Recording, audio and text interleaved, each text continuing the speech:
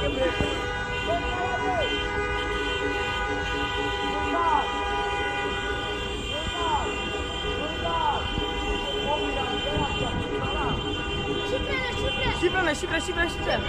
10.08.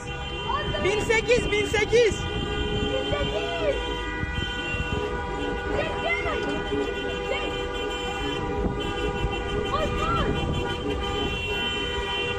Ya, açamadım hala.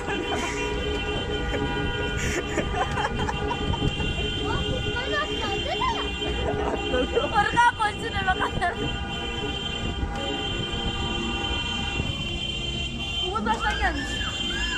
Umut Başkan. Şey onu ama.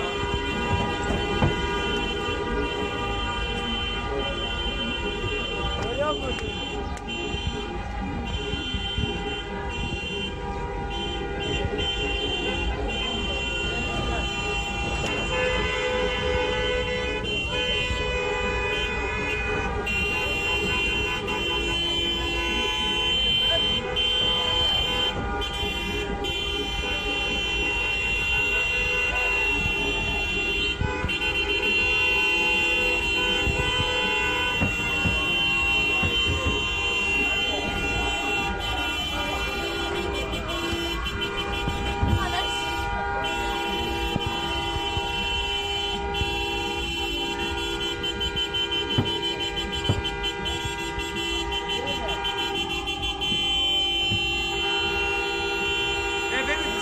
Eve gidiyor.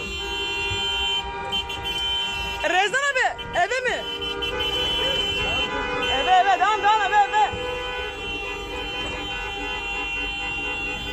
Bombayı göster bunu. Şokun oradadır ha. Gel Turmat.